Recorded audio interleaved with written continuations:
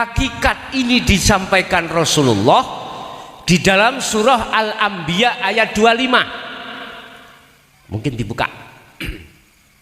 Al-Anbiya 25. Selawe 25. Allah katakan,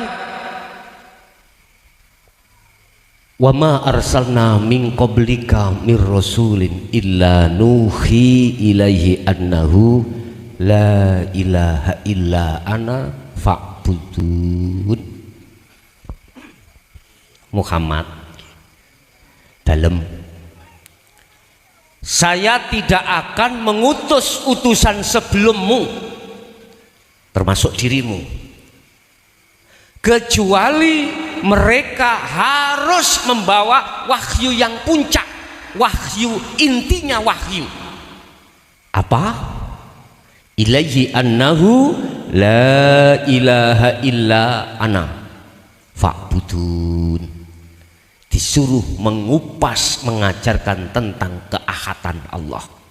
Wa qala aidan qul huwallahu ahad.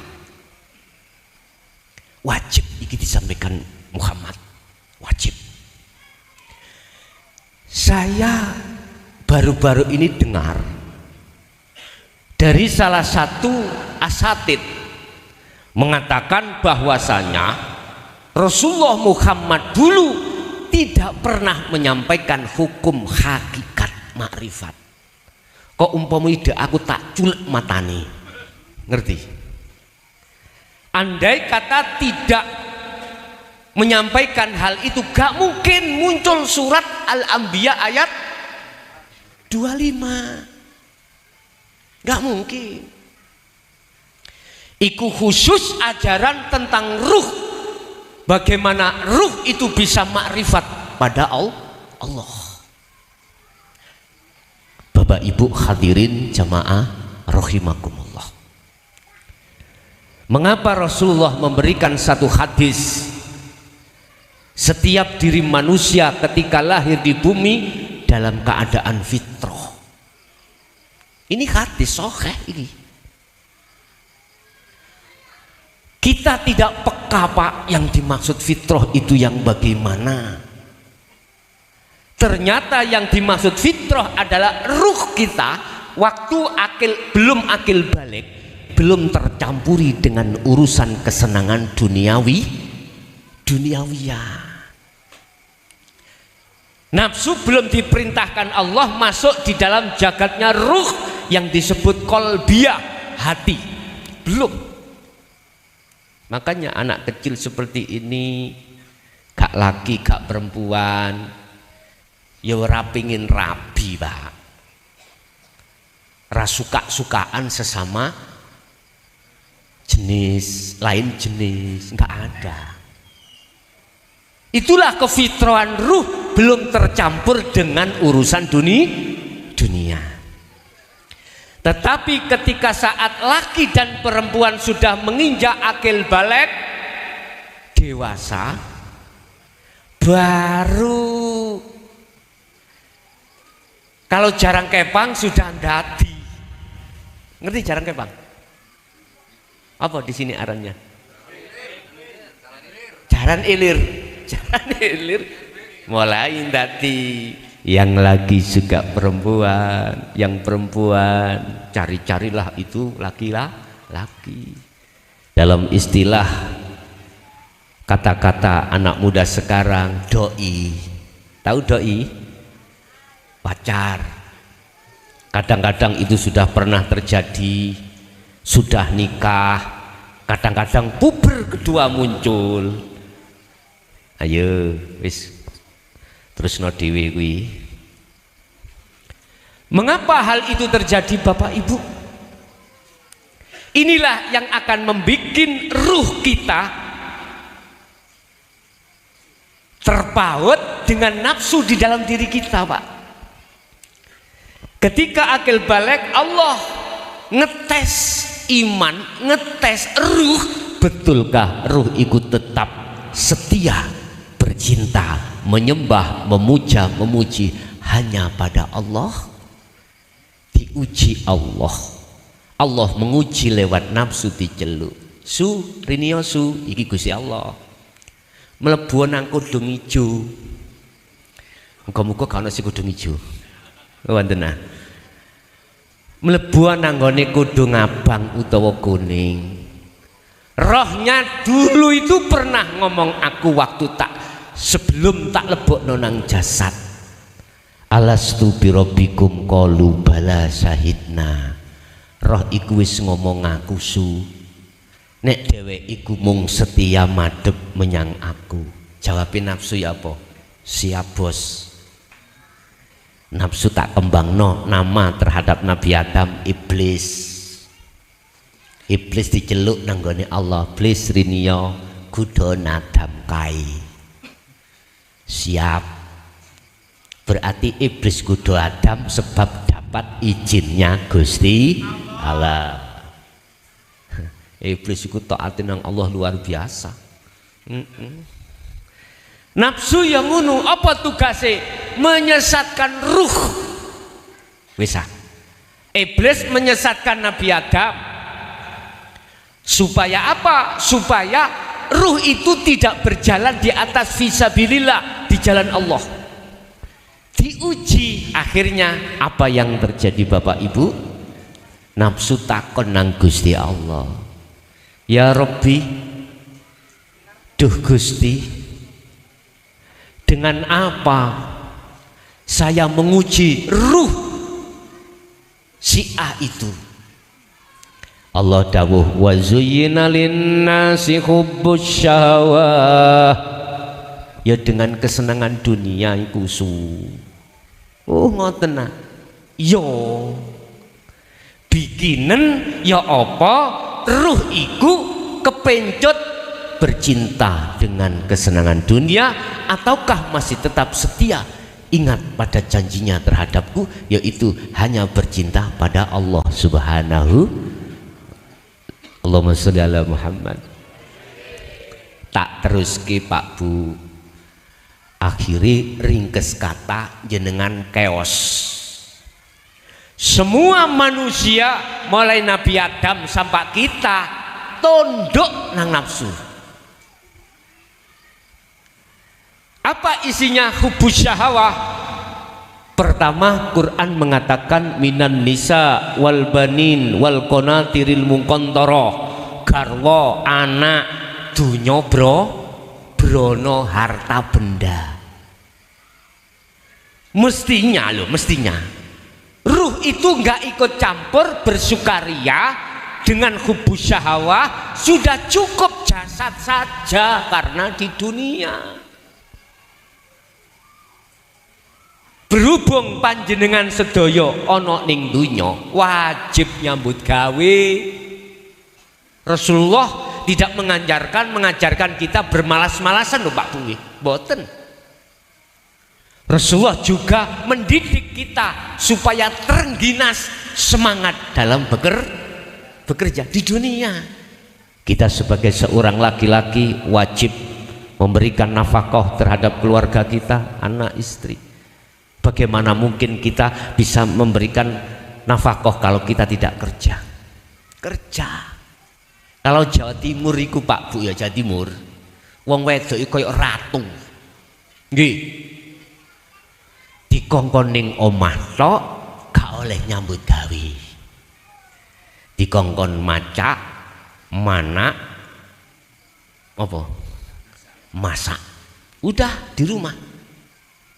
Tapi ya tidak semuanya Pak. Kadang-kadang terbentur dengan ekonomi, keduanya kerja, laki ya kerja, perempuan ya kerja. Tapi sudah menjadi adat di sana itu sing laki-laki kerja, yang perempuan di rumah. Akhirnya adat itu sampai sekarang ada yang tetap menjaga, ada yang tidak. Yang tidak menjaga akibatnya apa? Mohon maaf, ini dampak ya. Wanita seorang istri ikut keluar rumah entah kerja di pasar, di kantor, di pabrik, ternyata di belakang itu rentan perselingkuhan. Bahaya ini. Makanya Kanjeng Nabi niku mboten ngangsali garwa-garwa niku keluar rumah. Sampeyan kudu ning omah iku, Bang.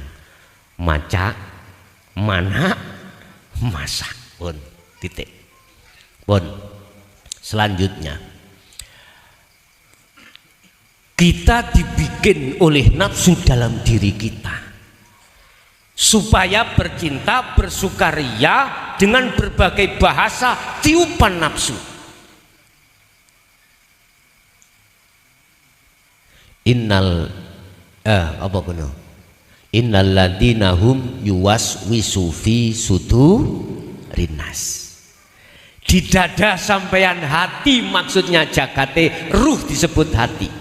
Nafsu itu meniupkan terhadap tiupannya, yang tiupannya mengandung pengertian. Roh dunya iku enak, iki segala-galanya, bisa mengatur ini, mengatur itu, mengatur itu. Udah, kamu bersukaria terhadap dunia ini. Itu nafsu, Pak. Kalau kita belum mengikuti ajaran Rasulullah, belum mengikuti Rasulullah di jalur hakikat menuju makrifat, wis bah kuwi kiai, mohon maaf, bah kuwi ustad, bah kuwi mang santri, bah kuwi ngerti kitab, bah gak ngerti kitab, bah kuwi pinter hadis, pinter Quran, bah Anda tidak mengerti, tak jamin keos. Tahu keos? Keok cara pitik. Ampun, alias kalah dengan bisikan nafsu. Inilah Bapak Ibu salah satu pesan Rasulullah yang terakhir sebelum beliau wafat. Apa? Besok itu ada perang yang amat besar terhadap umatku daripada perang Uhud, perang Khandaq, perang Badar. Ditakoi kali para sahabat, perang nopo ya Rasulullah? Perang ngelawan hawa nafsu. Wayuh ning jerone dhewe. Engko nek takok, nafsu iku sing ya apa sih? Mengke tak duduke. Tak duduke. Ning jero sampean iku ana wong gedhe lemu berotot papat. Ana sing ndas ula. Ana sing ndas jaran. Wis reno-reno kok. Wis. Bapak Ibu. Pertama nafsu wayastahibbunal hayata dunya. Kalau kita sudah keos, sudah kalah dengan nafsu, akhirnya pujaan ruh kita, hati kita bergantung terhadap kesenangan dunia. Dibuka di dalam surah At-Takatsur, Allah dawuh tentang hal keadaan ruh yang seperti ini. Alhaakumut takasur hatta zurtumul maqabir. Orang-orang yang bermegah-megahan, ruh yang bermegah-megahan dengan kesenangan duniawiya inilah akan menjadikan dia lalai terhadap Allah. Lalai. Lali yen ning ngarepe mburine kiwa tengene ndukur nisore iku adanya Allah, tidak tahu. Lali segala-galanya tentang Allah. Sampai kapan ya Rasulullah hal ini terjadi? Hatta zurtumul maqabir. Allah katakan sampai mati. Na'udzubillahi min dzalik.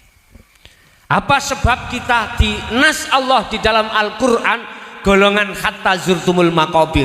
Karena apa? Karena kita tidak mengikuti ajaran Rasulullah tentang ruh di jalur hakikat dan makrifat. Inilah persoalannya. Akhirnya alal akhirah kita akan melalaikan bekal akhirat. Loh, ya toh? Ternyata dulu saya punya keyakinan dan kefahaman, sholatku, posoku, zakat, hajiku itu adalah bekal akhirat. Bosok ketika kita mengetahui bagaimana pandangan hakikat, Jawabannya apa? Pret. Ngerti pret? Ternyata ompong, nggak ada isinya semuanya. Jadi Allah tidak akan pernah melihat ibadah terhadap diri kita manakala masih ada di golongan 1 dan 2. Yes. Gak kulo, gak sampean dulu pernah ngalami proses seperti ini. Berarti tetanda jenengan gak masuk nas ayat surat At-Takatsur tadi. Gak termasuk. Siapa yang termasuk masuk dalam golongan surat At-Takatsur tadi? Merekalah yang Allah katakan sebagai ahli hijab. Surah Al-Baqarah Allah katakan, innalladzina kafaru sawa'un 'alaihim a'anzartahum am lam tundirhum la yu'minun khatamallahu 'ala qulubihim wa 'ala sam'ihim lan sak pituruti. Sesungguhnya ahli hijab itu dikasih tahu atau tidak tentang ajaran Rasulullah di jalur hakikat, tetap la yu'minun, tidak percaya, nggak percaya. Akibatnya khatamallahu ala qulubihim, Allah akan mengunci hatinya, menutup hatinya dengan ilmunya. Kalau dia ahli ilmu, alim, Allah akan mengunci obatnya, ahli ibadahnya. Kalau dia ahli ibadah, Allah akan mengunci terhadap dirinya tentang kesugiane, sugih dunya, sugih pangkat, sugih derajat. Allah kunci dengan itu. Yahjubuhum bi ilmihim wa ibadatihim wa amwalihim. Allah mengunci hati seseorang supaya tidak bisa sampai pada Allah tatkala juga karena ilmu. Umpama saya itu wong ngalim, ngalimiku gak mung tembung kabupaten, nasional, tidak hanya nasional, internasional. Saya pimpinane wong Islam sak dunya, wis katakanlah seperti itu umpama, udah loh. Tapi dengan kealiman itu saya rumongso aku sing alim. Semua ilmu yang kukuasai itu tak akoni kalau itu ilmuku, ngalim-ngalimku. Otomatis Bapak Ibu, kalau saya sudah terjebak di sini, hatiku akan muncul satu sifat yang amat jelek, nafsu yang amat jelek, iktimat. Saya gila dengan pujaan dan wah-wahan orang lain. Estu Bapak. Ya ini loh Allah menutupi hatiku dengan Allah. Akhirnya segala amaliyah apapun yang kulaksanakan, mohon maaf, Allah tolak. Karena hatiku, ruhku itu tidak menghadap sejatine sing wujud, tapi masih menghadap lambangnya. Apa? Nama Allah. Sik sifate sing tak sembah, sik jenenge sik tak sembah. Ya Allah, ini kondisi saya. Satu, al-ubad dengan ibadahku mang, pasti aku merasa lebih baik daripada orang lain. Nah inilah, justru ini akan menutupi hatiku terhadap Allah. Nggak bisa Pak, baik di dunia maupun setelah mati saya tidak akan bisa sampai pada Allah. Na'udzubillahi min dzalik. Dengan harta, pangkat, jabatan, kedudukan apapun akan menutupi hati saya terhadap Allah. Maka ketika di dunia, bahkan setelah mati di alam barzah atau alam akhirat, saya tidak akan pernah bisa bertemu terhadap Allah. Oleh sebab itu camkanlah wahai umat manusia, camkan hal ini mumpung belum datangnya tahun 2025. Camkan betul-betul. Pun saya ini dianggap keras ya keras, tapi tujuan saya semata-mata tidak menjatuhkan jenengan estu, wallahi mboten. Saya mengkritik supaya jenengan naik, supaya naik jenengan iki di mata Allah. Kita sudah diperingatkan lewat syair kemarin tahun 2010 muncul, nek ngaji ojo syariat bloko lah gitu toh, jebule engko bakal sengsara. Sampean kudu maksudnya kudu ngaji nang hakikat nuju makrifat. Di syaire mboten ditutupno dijelasno ngaji hakikat sak makrifate. Gak, cuman iku wis isyarah, Pak. Sehingga muncul satu bait yang namanya Al-Qur'anul Qadim. Wahyu kang minulya tanpa tinulis iso diwaca. Itulah ajaran utawa itulah apa sing teko guru iku jenenge wejangan guru kang waskita sing den tancepke ning jero iya niki dodo sing tak maksud ati sampean itu minangka kertasi kula sing nulis dengan bentuk keterangan iki engko mandhesono ning omah carane mandesi tulisane diamalkan. Begitu maksudnya, tapi gak dijelaskan ning gunung. Bon, Bapak Ibu hadirin jamaah rahimakumullah, melihat umat manusia ini telah terkubur oleh kunjorone hawa nafsu, terbelenggu dengan kepentingan nafsu, maka Allah dawuh walladzi arsala rasulahu bil huda wa dinil haq. Dialah Allah yang mengutus satu utusannya dengan membawa petunjuk dan dinul haq, ai dinul tauhid. Itulah ajaran hakikat menuju makrifat. Siapa beliau? Rasulullah Muhammad sallallahu alaihi wasallam. Pada saat zaman nubuah kenabian disampaikan. Apa tujuannya? Liyudhirahu ala dini kullih, untuk membersihkan ruh dari belenggunya hawa nafsu, yang hawa nafsu membelenggu kita dengan kesenangan dunia. Dibebaskan mriku lho maksudnya. Akhirnya muncullah namanya dzikir la ilaha illa anta la ilaha illa ana. Dalam syariat kita dibimbing zikir namanya la ilaha illallah. Ini ya syariat ya. La ilaha illallah. Dalam thariqah kita dibimbing la ilaha illallah. Di dalam hakikat ya kita dibimbing la ilaha illa anta. Di dalam makrifat kita akan dibimbing la ilaha illa ana. Entek. Akhirnya muncullah di dalam thariqah la ilaha illallah disingkat dzikir jahri. Iling? Dzikir yang diucapkan di lisan.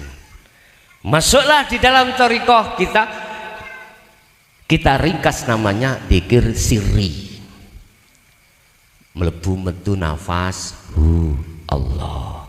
Ada yang thariqah lain Allah, melebu metu Allah, tapi diucap di hati, disebut sir. Wis, itu masih nama dulur, tak genahno sampean. Sik nyebut nama. Jenengan mertamu terhadap tetangga jenengan, katakanlah namanya Yu binti ya. Yu binti, selama belum metu sampai sik celuk-celuk Yu binti, berarti tanda belum ketemu. Kalau sudah bertemu gak mungkin nyeluk Yu binti, gak mungkin. Betul. Mohon maaf ya, ini proses kita. Nafsu akan membelenggu kita ketika saat ruh ini masih panggil-panggil, masih belum ketemu yang memiliki nama Allah. Huwa itu nyimpen dhamir, artinya jauh. Huwa dia. Kalau kita bicara dia, berarti ada di depan kita orangnya? Enggak, sana jauh. Makanya kalau ditanya ars itu di mana? Allah bersemayam di atas ars. Sana mesti dolding dokur, langit nggih. Langit sana. Gak mungkin ars di sini. Apa jari sing ngecat Lombok dolding nisor? Gak mungkin. Mosok si Allah ning dokur tok. Ning kene kan Allah. Ah, itu tergantung tauhid kita ada di mana. Kalau di la ilaha illallah dan illa huwa, ya masih jauh, Pak, jauh. Rasulullah dirawuhkan, didatangkan Allah ke bumi. Tadi dikatakan, walladzi arsala rasulahu bil huda wa dinil haq. Itu zaman dulu kenabian. Lah terus zaman sekarang siapa? Rasulullah itu ada dua jalur sebagai penerus. Ada yang dari keturunannya disebut habaib, Habib ya, dzurriyah niki lho, karena tembung nasab. Lah di dalam nasab ini dzurriyah, habaib yang kita sebut ada dua jalur. Ada jalur yang sudah sampai ke makrifat, ada yang belum. Paham nggih? Tak duduke. Jadi habaib itu ada sudah yang sampai makrifat Allah, ada yang sampai pada thariqah. Wis iki.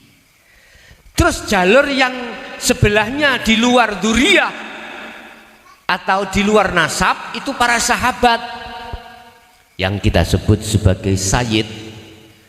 Sekarang kita menyebut tabi'in sebagai penerus Rasulullah. Sekarang ini pun jalure dipecah dadi loro. Ada dua golongan jalur. Ada yang sudah sampai pada ma'rifatullah, ada yang jalan di tempat, di dalam syariat, kadang di thariqah, fakot. Udah, ada yang di situ. Mohon maaf, saya itu gak ngilokke enggak. Kau salah, enggak. Saya cuman mengkritik supaya estu lengkap mengikuti Rasulullah. Wis. Siapa beliau? Yang sudah tabi'in akhirnya ada jabatan yang terakhir ditambahi as-solihin. Ada tabi'in saja, ada yang sampai as-solihin. Berarti as-solihin itulah guru-guru kita akhirat.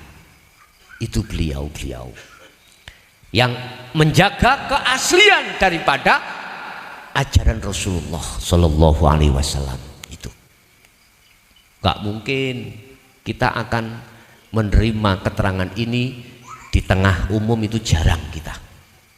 Paling-paling di khusus karena isi fitnah katanya gitu. Muklason gak ono fitnah merga saking geleke di fitnah belenger kula munan wis belenger. Jare sing fitnah ngene percuma fitnah klason gak ngefek. Sama halnya ngenten lho Pak ya. Sampean kalau malam di depan rumah sampean itu ada orang yang lewat. Coba tengah malam lampu dimatikan, sampean wedeni, sampean dadi pocong ya. Lah kok sing diwedeni mbelawayu. Seneng mboten sampean? Seneng. Menimben mesti sampean wedeni.